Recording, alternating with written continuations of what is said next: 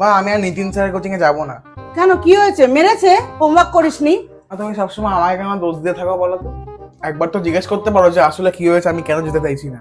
চল চল ওদিকে চল, কি হয়েছে বলবি চল। মা আমি তো নিতিন স্যারের কোচিং এ অনেকদিনই গেলাম, স্যার হয়তো ঠিক পড়াচ্ছে কিন্তু আমি ঠিক পড়াটা ধরতে পারছি না। আর আমি যে রোজ রোজ যাচ্ছি ওর টাইমও তো ওয়েস্ট হচ্ছে। কি? আসলে তা না, তুই নিতিন স্যারের কোচিং নিশ্চয়ই পড়া করে নিয়ে যাসনি, আচ্ছা করে দিয়েছে তোকে, তোকে আমি চিনি না। তুই বললে হবে তুই স্যারের থেকে বেশি বুঝিস? আমি স্যারের থেকে বেশি বুঝি না, কিন্তু তুমি কেন বুঝতে পারছো না যে আমার কনসেপ্ট গুলো ক্লিয়ারই হচ্ছে না? হ্যাঁ হ্যাঁ, তুমি একা চলে এসছো সায়েন্টিস্ট, ক্লাস ভর্তি স্টুডেন্ট, 30-40টা স্টুডেন্ট পড়ছে, তাহলে এমনি এমনি স্যারের কাছে পড়ছে? অ্যাডমিশনের সময় আমি তো অ্যাডমিশনই নেওয়াতে পারছিলাম না, এত ভিড়, কোনো মতে বলে কয়ে তোর সিটটা বুক করেছিলাম। মা সেটা ঠিক আছে, কিন্তু ওরা হয়তো বুঝতে পারছে। তুই বুঝতে পারবি না কেন?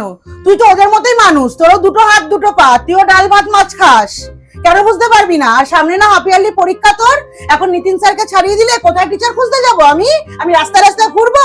আর কবে থেকে সেশন শুরু হয়ে গেছে, সব টিচারদের ব্যাচ ফুল হয়ে গেছে, কে নেবে তোকে?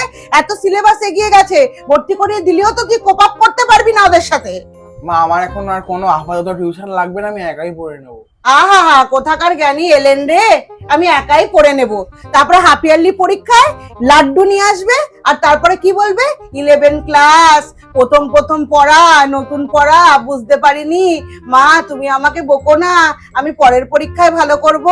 মা তুমি তো জানো যে 11 ক্লাসের চ্যাপ্টার গুলো কতটা কঠিন, যেরকম ম্যাথসে রিলেশন ফাংশন কত কঠিন চ্যাপ্টার, অ্যাটমিক স্ট্রাকচার কেমিস্ট্রিতে, আর ফিজিক্সে কাইনেমেটিক্স, আর এই সব কঠিন চ্যাপ্টারই হাফ ইয়ারলিতে আছে।